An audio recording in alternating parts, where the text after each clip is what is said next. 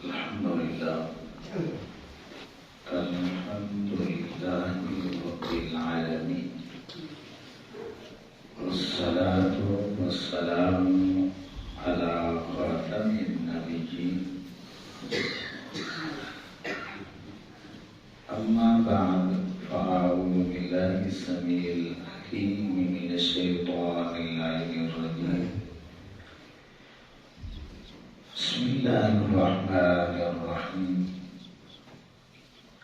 يا أيها الذين آمنوا إذا قيل لكم تفسحوا في المجالس فافسحوا يفسح الله لكم وإذا قيل انشزوا فانشزوا يرفع الله الذين آمنوا منكم والذين أوتوا العلم درجات صدق الله مولانا العظيم.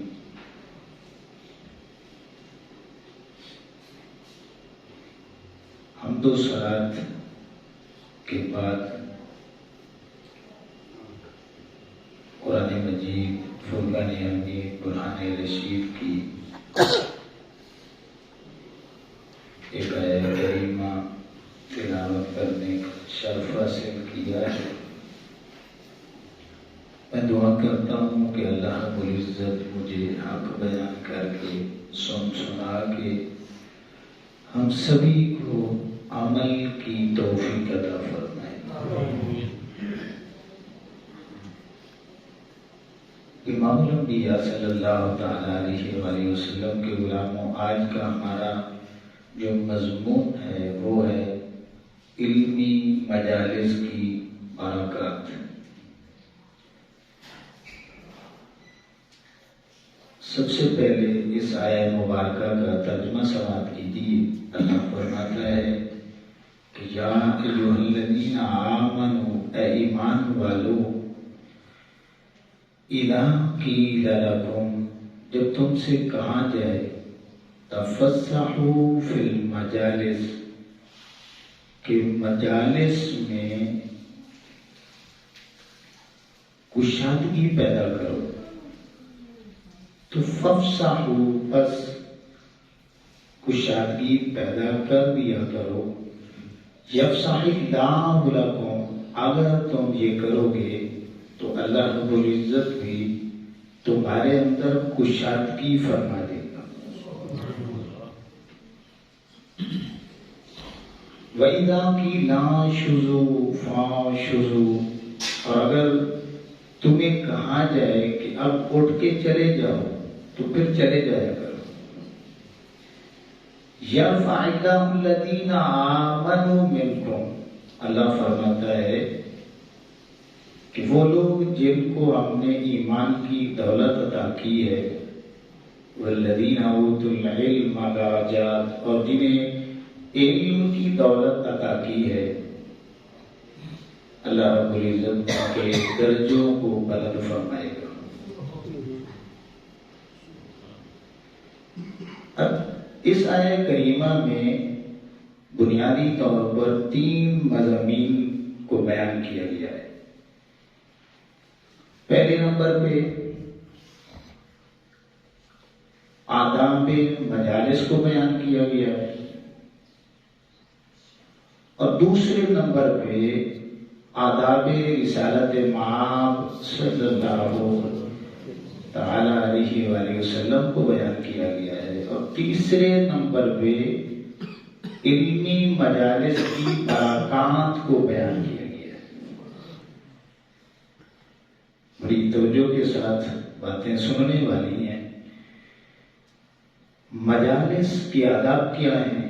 اللہ فرماتا ہے کہ مجالس میں کشادگی پیدا کرو.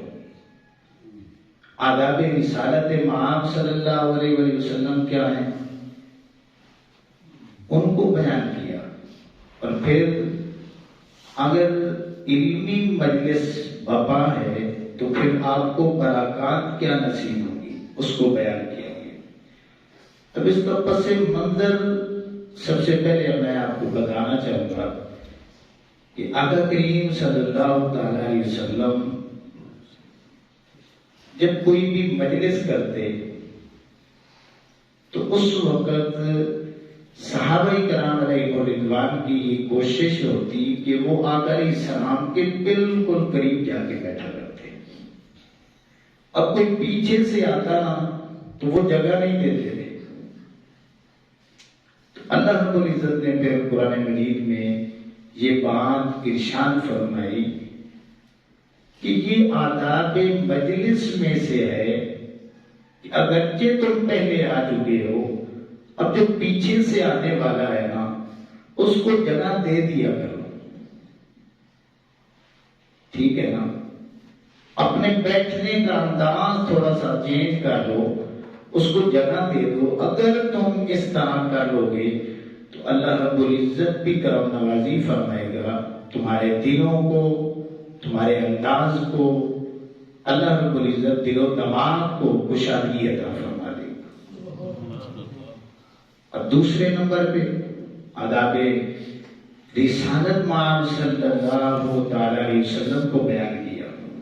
کون سے؟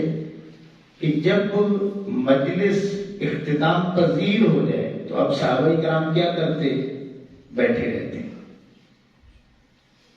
تو اللہ رب العزت نے یہ بات گوارا نہیں کی کہ اب یہ مجلس برخاست ہو چکی ہے، اختتام پذیر ہو چکی ہے، اب میرے حبیب کریم علیہ السلام کی طبیعت پہ یہ بات گراں گزر رہی ہے.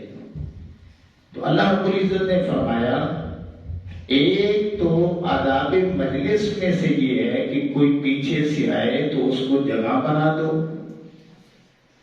دوسرے نمبر پہ یہ ہے کہ جب مجلس اختتام پذیر ہو جائے تو پھر فوراً اٹھ کے چلے جایا کرو. اگرچہ تمہاری نیک نیت ہی ہے اور تم محبت کی وجہ سے بیٹھے ہو، لیکن اس میں میرے حبیب کریم علیہ السلام کو تکلیف ہوتی ہے.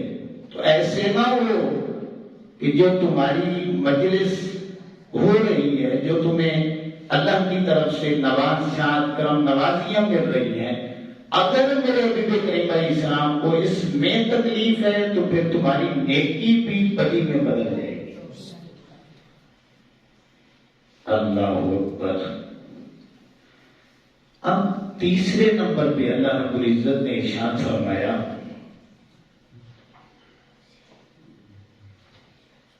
کہ جن کو ہم نے ایمان کی دولت عطا کی ہے اور جنہیں علم عطا کیا ہے نا، وہ آداب مجالس کا بھی لحاظ رکھتے ہیں اور آداب رسالت مآب صلی اللہ علیہ وسلم کا بھی لحاظ رکھتے ہیں. اور اگر ان دو باتوں پہ اہل ایمان اور اہل علم عمل کر لیں گے، اللہ فرماتا ہے کہ پھر میں ان کے درجے بلند کر دوں گا. اللہ اکبر. کتنا بڑا انعام ہے. اب یہ ذہن میں رکھ لیں کہ عمومی طور پہ ہمارے یہاں یہ خرابی موجود ہے کہ ہمیں آداب مجالس کا کوئی لحاظ نہیں ہوتا. اور دوسری بات کہ اولین مخاطبین تو صحابہ کرام علیہ رضوان ہے، اس میں کوئی شک والی بات نہیں. لیکن یا ایھا الذین آمنوا کا صیغہ ہمیں یہ بتا رہا ہے کہ یہ عامت المسلمین جو قیامت تک آنے والے مومنین ہیں ان کے ساتھ بھی مخاطبت ہو رہی ہے کہ ہر مجلس کا ادب بھی کرنا ہے. ٹھیک ہے؟ اور پھر اس دور میں بھی تم نے میرے حبیب کریم علیہ السلام کے آداب کو نہیں بھولنا. اب اس وقت ہم آقا کریم صلی اللہ علیہ وسلم کے جو آداب ہیں وہ کون سے ہیں؟ اب علماء نے لکھا ہے کہ جب بھی آقا کریم صلی اللہ تعالی علیہ وسلم کا نام نامی اسم گرامی محمد صلی اللہ علیہ وسلم آ جائے تو پھر ہر اہل ایمان پہ فرض بنتا ہے، یہ اس کا حق بنتا ہے کہ وہ بڑے ادب کے ساتھ، تعظیم و تکریم کے ساتھ میرے حبیب کریم علیہ السلام پہ بے ساختہ طور پہ اس کی زبانوں پہ درود آ جانا چاہیے۔ اب یہ بھی خامی ہمارے اندر موجود ہے۔ اللہ فرماتا ہے کہ آداب مجالس بھی ہوں اور پھر اس مجلس میں آداب رسالت مآب صلی اللہ علیہ وسلم بھی ہوں۔ تو اللہ فرماتا ہے اب سمجھ لیں ان کے پاس ایمان کی دولت بھی ہے، انہیں میں نے علم بھی عطا کر دیا ہے۔ اب شان سن لو ایسی مجلس کی، اللہ فرماتا ہے کہ اوت العلم درجات، ایسے لوگ مجلس میں آنے والے میں ان کے درجوں کو بلند کرتا رہوں۔ اب درجے بلند کرنے سے کیا مراد ہے؟ علماء نے، عرفاء نے، اولیاء نے لکھا ہے اپنی اپنی تفاسیر میں کہ درجے بلند ہوتے ہیں ایمان کی بنیاد پہ، علم کی بنیاد پہ۔ اس میں عمل والی ابھی تک بات نہیں ہے۔ درجے جو بلند ہوتے ہیں وہ ایمان کی وجہ سے ہوتے ہیں، علم کی وجہ سے ہوتے ہیں۔ ایمان ہوگا، علم ہوگا تو پھر عمل کریں گے، اس لیے عمل کی ابھی تک بات نہیں کی۔ تو یہ جو اللہ نے فرمایا کہ ہم درجے بلند کریں گے، علماء نے لکھا ہے اس سے مراد یہ ہے کہ اللہ رب العزت جو آداب مجالس کا لحاظ رکھیں گے، آداب رسالت مآب صلی اللہ علیہ وسلم کا خیال رکھیں گے، ایمان کی دولت انہیں نصیب ہوگی، اہل علم بھی ہوں گے، ان کے درجے بلند کروں گا۔ اب درجے بلند کرنے سے کیا مراد ہے؟ مراد یہ ہے کہ اللہ رب العزت انہیں اپنی قربت عطا کرتا رہے گا۔ بہت بڑی بات ہے، اللہ رب العزت اپنی معیت، اپنی قربت، اپنی سنگت ان لوگوں کو عطا فرمائے گا۔ اب ایک بات ضمناً آپ سن لیں کہ اللہ رب العزت کے جتنے بھی نبی ہیں وہ ایمان بانٹنے والے ہوتے ہیں، اور اپنی امتوں میں سب سے بڑھ کر علم اللہ کے نبیوں کو ہوتا ہے۔ تو اس کا مطلب یہ ہے کہ جتنا قرب اللہ کے نبیوں کو نصیب ہوتا ہے کسی اور کو نصیب نہیں ہوتا۔ اب دوسری بات بھی سنیں کہ ہمارے آقا کریم علیہ الصلوۃ والسلام چونکہ نبیوں کے بھی امام ہیں اور سارے نبیوں سے بھی بڑھ کر اللہ نے علم کی دولت آقا کریم علیہ الصلوۃ والسلام کو عطا کی ہے، اس بنیاد پہ ہم یہ کہتے ہیں کہ جتنا قرب، جتنا تعلق، جتنی نسبت اور جتنی عظمت اللہ رب العزت نے ہمارے آقا کریم علیہ السلام کو عطا کی ہے، اللہ کی عزت کی قسم ہے دنیا میں کسی کو نہیں عطا کی۔ جب علم سب سے زیادہ ہے، ایمان کی دولت سب سے زیادہ بانٹی ہے، تو پھر اللہ کی قربت بھی، یعنی اس انداز میں کہہ لیں کہ ساری مخلوق ایک طرف ہو جائے، آقا کریم علیہ السلام کی ذات ایک طرف ہو جائے، تو جو قربت اللہ نے اپنے حبیب کریم علیہ السلام کو عطا کی ہے وہ ساری مخلوق مل کے بھی آقا کریم علیہ السلام کا مقابلہ نہیں کر سکتی۔ اب دیکھ لیں کتنی عظمت ہے، کتنی شان ہے، کتنا مقام ہے، ہماری عقلیں حیران ہیں، انسان سوچ بھی نہیں سکتا کہ وہ قربت کتنی ہوگی۔ اللہ امام الانبیاء صلی اللہ تعالی علیہ وسلم کے غلام، اب یہ بنیادی طور پر بات سمجھنے والی ہے کہ اللہ کے جتنے بھی نبی ہیں وہ اپنی اپنی امتوں کے لیے رول ماڈل ہوتے ہیں، کامل نمونہ ہوتے ہیں، مگر قرآن کی روشنی میں کہ میں آپ کو بتانا چاہتا ہوں، سورہ آل عمران کی 79 نمبر یہ آیہ کریمہ ہے، اللہ فرماتا ہے کہ ما کان لبشر ان یؤتیہ اللہ الکتاب والحکم والنبوۃ، کہ یہ بات کسی بشر کو زیب ہی نہیں دیتی کہ ہم اسے کتاب عطا کریں، حکمت عطا کریں، نبوت عطا کریں، ثم یقول للناس، تو پھر وہ لوگوں کو کہے عباد لی، میرے بندے مان جاؤ۔ اب بڑی توجہ کے ساتھ بات سنیں گے تو سمجھ آئے گی، اللہ فرماتا ہے کہ یہ بات کسی بشر کو زیب نہیں دیتی کہ میں انہیں کتاب دوں، حکمت دوں، نبوت دوں، اس سے مراد نبی ہیں، تو پھر وہ دنیا میں جا کے یہ کہیں کہ میرے بندے بن جاؤ، یہ نہیں اللہ کے نبیوں کو زیب دیتا۔ ثم یقول للناس کونوا عبادا لی من دون اللہ، کہ میرے بندے بن جاؤ، لفظ عبد کا ہے، بلکہ وہ کیا کہتے ہیں وَلَٰكِن كُونُوا رَبَّانِيِّينَ، اور بندے میرے نہیں بننا، اللہ کے بندے بننا ہے، اللہ والے بننا ہے۔ بِمَا كُنتُمْ تُعَلِّمُونَ الْكِتَابَ، یہی کتاب ہم نے اللہ سے سیکھی ہے، وَبِمَا كُنتُمْ تَدْرُسُونَ، اور تمہیں اسی کا درس دیتے ہیں۔ اب یہ بنیادی بات سمجھنے والی ہے کہ اللہ کے سارے نبی رول ماڈل ہیں، کامل نمونہ ہوتے ہیں امتوں کے لیے، لیکن اس کے باوجود اللہ کے نبی یہ نہیں کہتے کہ میرے بندے بنو، ٹھیک ہے نا؟ رول ماڈل ہونے کے باوجود بھی وہ اللہ کا بندہ بناتے ہیں۔ ہر عمل انہوں نے جو اللہ کی طرف سے آیا ہے اس کو سیکھنا نبیوں سے ہوتا ہے، لیکن وہ اپنے اس انداز میں پیچھے نہیں چلاتے کہ اب عبادت ہی میری شروع کر دو، عبادت صرف اللہ کی کرواتے ہیں۔ اب یہ ذہن میں رکھنے بنیادی طور پہ نقطہ ہے کہ جہاں جہاں پہ بھی اطاعت کا ذکر ہے، اتباع کا ذکر ہے، اللہ فرماتا ہے وَمَا أَرْسَلْنَا مِن رَّسُولٍ إِلَّا لِيُطَاعَ بِإِذْنِ اللَّهِ، کہ میرے رسولوں کی اطاعت کرنی ہے، کس بنیاد پہ؟ بِإِذْنِ اللَّهِ، اللہ کے اذن سے۔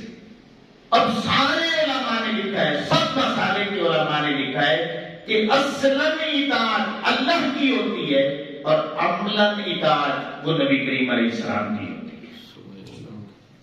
اب یہاں سے ایک بات، اگرچہ وہ ہمارے شعبے کے لوگوں کے خلاف ہے، لیکن میں کرنا چاہتا ہوں، میرا منصب ہے، ضروری سمجھتا ہوں کہ رول ماڈل اللہ کے نبی ہوتے ہیں۔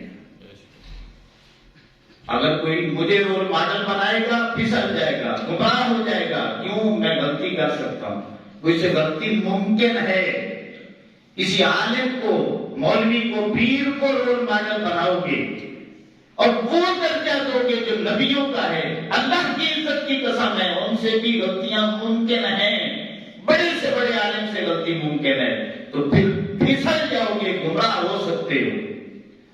آپ نے اس وقت تک میری بات بھی اس وقت تک سننی ہے جب میں اللہ کی بات کروں اور آقا کریم علیہ السلام کی سچی بات کروں۔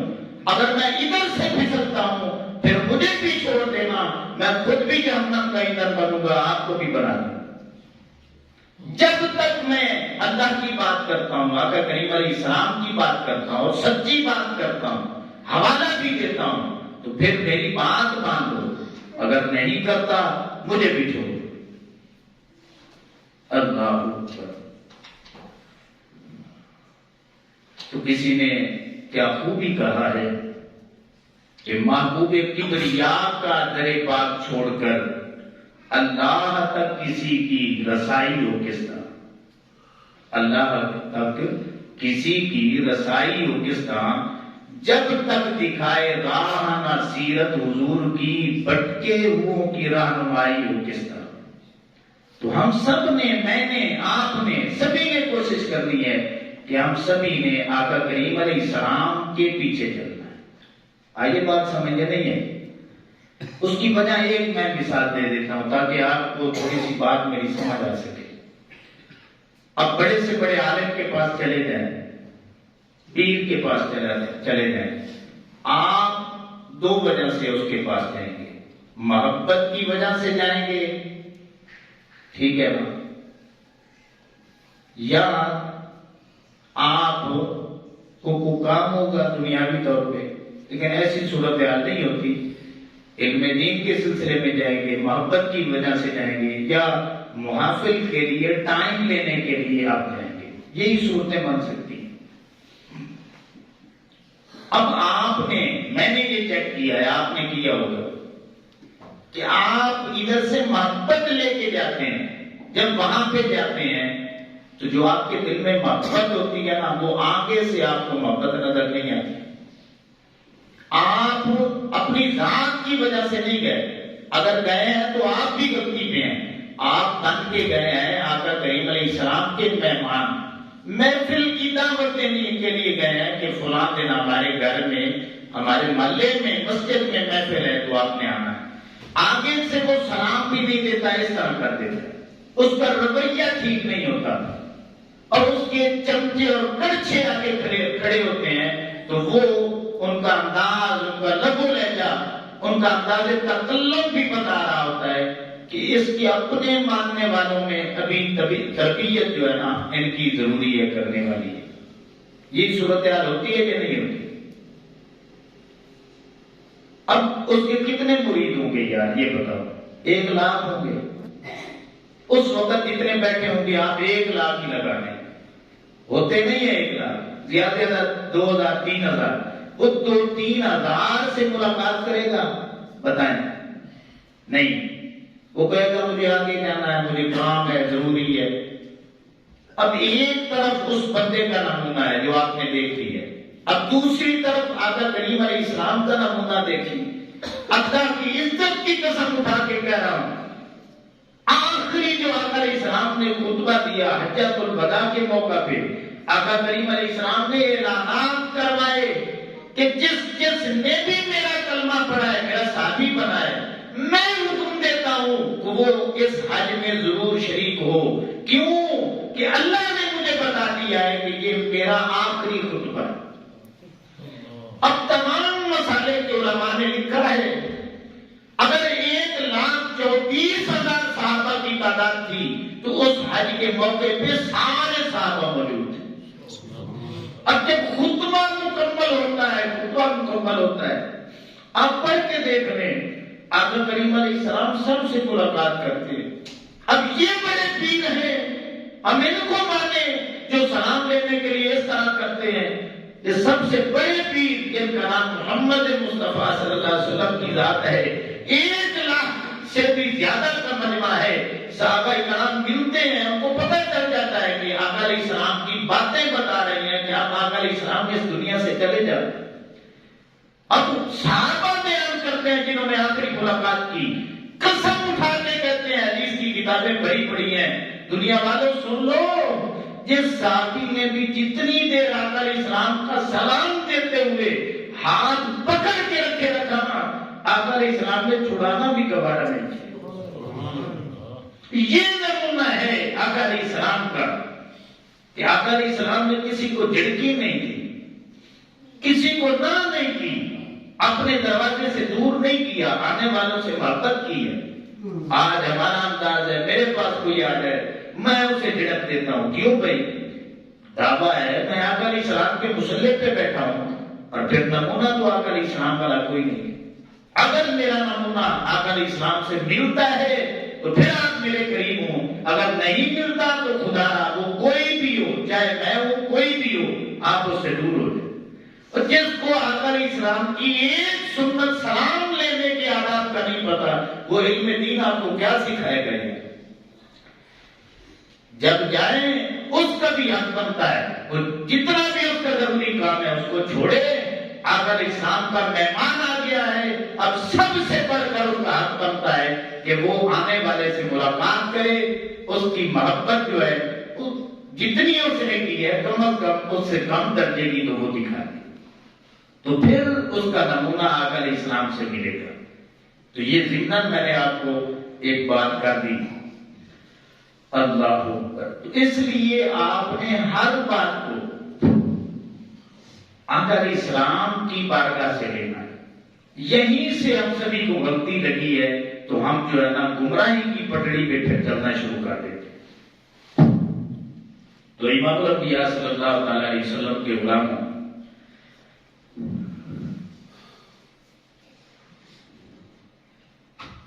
کسی نے بڑے پنجابی میں نا بڑی غضب کی بات کی ہے. ملک سونے، ملک فرشتوں کو کہتے ہیں، ملک سونے، نبی سونے، سبھی سونے، ولی سونے، سبھی سونے ہیں یار. مگر صورت بمائے سیرت جدا سونی محمد دی صلی اللہ علیہ وسلم کہ آقا علیہ السلام جیسی صورت اور سیرت کسی کی نہیں ہے۔ اور پھر یہ ہمارے یہ قریب ہے نا انڈیا، اس کا ایک بہت بڑا جو یہ ہندوؤں کا لیڈر گزرا ہے چندر پرکاش، بڑا مشہور نام ہے، تو اس سے جب پوچھا گیا نا تو وہ شاعر بھی تھا، اس نے بڑی زبردست بات، اس نے کہا اگرچہ میں اس نبی کا کلمہ نہیں پڑھتا لیکن تم نے پوچھی ہے نا سیرت اور صورت، اب جو میں نے کتابوں میں پڑھی ہے نا وہ میں آپ کو سنانا چاہتا ہوں۔ وہ کہتا ہے کہ غم جس کی فضیلت پہ دو عالم کی جبی ہے، غم جس کی فضیلت پہ دو عالم کی جبی ہے، سجدہ گاہ کونین وہ طیبہ کی زمین ہے، دنیا کا عقیدہ ہے اور میرا بھی یقین ہے جو شے ہے مدینے میں کہیں اور نہیں ہے، اللہ کا کوئی اتنا بھی محبوب نہیں ہے، سیرت بھی ایسی آپ کی صورت بھی ایسی ہے، صورت بھی بڑی اعلیٰ ہے سیرت بھی بڑی اعلیٰ ہے۔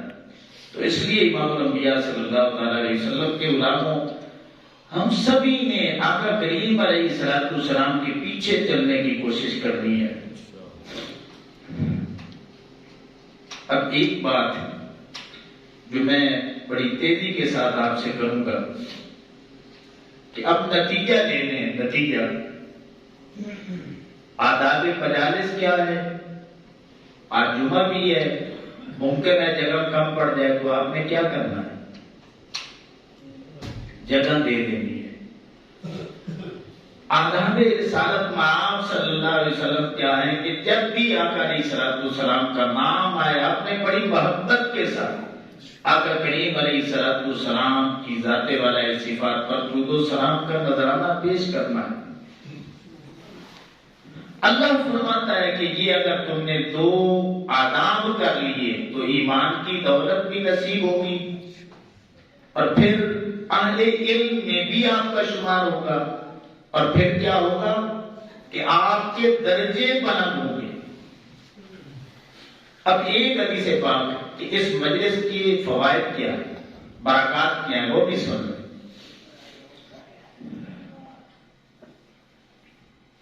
کہ یہ ترمذی شریف میں 3600 پورے 3600 نمبر حدیث پاک ہے، یاد رکھنی بھی آسان ہے کہ آقا کریم علیہ السلام فرماتے ہیں کہ جو فرشتے اللہ کی طرف سے آتے ہیں نا ایک تو لوگوں کا اعمال نامہ چیک کرنے کے لیے، آقا علیہ السلام نے فرمایا اس کے علاوہ بھی کچھ اللہ نے فرشتے بھیجے ہوئے ہوتے ہیں۔ اب ان کی ڈیوٹی کیا ہوتی ہے کہ دنیا میں پھیل جاؤ، جہاں پہ میرے ذکر کی بات ہو رہی ہے اس مجلس کو پہلے آسمان تک گھیر لو، جب تک مجلس بقا رہتی ہے قائم رہتی ہے اس وقت تک میری رحمتوں کا نزول جو ہے اس مجلس پہ ہوتا رہنا چاہیے۔ اب کیا ہوتا ہے جب مجلس برخاست ہوتی ہے فرشتے اللہ کی بارگاہ میں جاتے ہیں، اللہ پوچھتا ہے کہ میرے بندے کیا کر رہے تھے، فرشتے عرض کرتے ہیں مالک وہ تیری تعریف کر رہے تھے، تیرا ذکر سن رہے تھے۔ اللہ پوچھتا ہے کہ میرے بندوں نے مجھے دیکھ لیا، فرشتے کہتے ہیں مالک دیکھا کوئی نہیں، بن دیکھے تیری تعریفیں کر رہے ہیں، تیرا ذکر سننے میں مصروف ہے۔ اللہ فرماتا ہے میرے فرشتوں جواب دو، اگر وہ مجھے دیکھ لیں تو پھر ان کے ذکر کی کیا کیفیت ہوگی؟ فرشتے کہتے ہیں مالک پھر تو وہ ہم وقت تیرے ذکر میں ہوں گے۔ اللہ پھر پوچھتا ہے میرے فرشتوں بتاؤ تو صحیح میرے بندے کیا مجھ سے مانگ رہے تھے؟ فرشتے کہتے ہیں مالک وہ جنت مانگ رہے تھے۔ اللہ پوچھتا ہے فرشتوں بتاؤ تو صحیح میرے بندوں نے میری جنت کو دیکھ لیا ہے؟ آگے سے فرشتے کہتے ہیں مالک تیری جنت کو دیکھا نہیں ہے۔ اللہ فرماتا ہے کہ اگر میرے بندے میری بنائی ہوئی جنت کو دیکھ لیں انہیں دنیا کی لذتیں بھول جائیں۔ اللہ پھر پوچھتا ہے میرے فرشتوں میرے بندے کس چیز سے پناہ مانگ رہے تھے؟ فرشتے عرض کرتے ہیں مالک وہ دوزخ سے پناہ مانگ رہے تھے۔ اللہ فرماتا ہے میرے فرشتوں بتاؤ تو صحیح دوزخ انہوں نے دیکھ لی ہے؟ وہ کہتے ہیں مالکہ دوزخ دیکھی نہیں ہے۔ اللہ فرماتا ہے اگر وہ دوزخ کو دیکھ لیتے تو دوزخ سے پھر کتنا ڈرتے، میری طرف کس طرح دوڑ کے آتے۔ جب یہ سوال و جواب ہو جاتے ہیں، آگے اللہ فرماتا فرشتوں جاؤ لکھ دو اس مجلس میں آنے والے تمام لوگوں کی میں نے مغفرت کر دی ہے۔ فَإِنِّي أُشْهِدُكُمْ أَنِّي قَدْ غَفَرْتُ لَهُمْ، میں نے سب کو بخش دیا ہے۔ آگے حدیث بات میں آتا ہے فَيَقُولُونَ، وہ سارے فرشتے بولتے ہیں کیا إِنَّ فِيهِمْ فُلَانًا أَخْطَأَ لم یردہم، کیا مالک ایک بندہ اپنے دنیاوی کام کی غرض سے آیا ہے مالک، اسے بھی بخش دیں، اسے بھی معاف کر دیں، اسے چھوڑ دیں۔ وہ تو کوئی دنیاوی مقصد لے کے بیٹھا تھا، کسی سے کام تھا تو اسے بیٹھنا پڑ گیا۔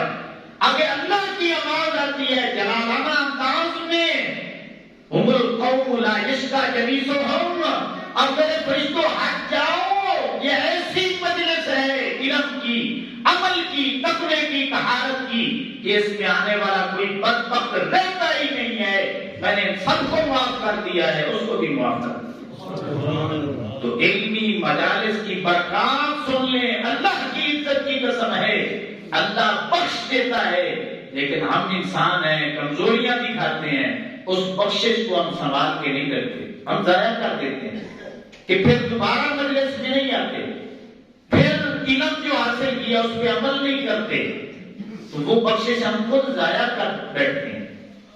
تو اس لیے امام الانبیاء صلی اللہ علیہ وسلم کے غلاموں آداب مجالس کا بھی خیال رکھیں، آداب رسالت مآب صلی اللہ علیہ وسلم کا بھی خیال رکھیں، ایسی مجالس میں ضرور شرکت کیا کریں جہاں آپ کو علم نصیب ہوتا ہو، تقویٰ ملتا ہو، طہارت ملتی ہو، عمل کی رغبت ملتی ہو، اللہ یاد آتا ہو، آقا علیہ السلام کی محبت بڑھتی ہو، ایسی مجالس میں ضرور جایا۔ تو امام الانبیاء صلی اللہ علیہ وسلم کے غلاموں، میں دعا کرتا ہوں کہ اللہ رب العزت ہم سبھی کو ان باتوں کو یاد کر کے یاد رکھنے کی اور ہمیں عمل کی توفیق عطا فرمائے۔ وما علینا الا البلاغ المبین۔ الصلاۃ والسلام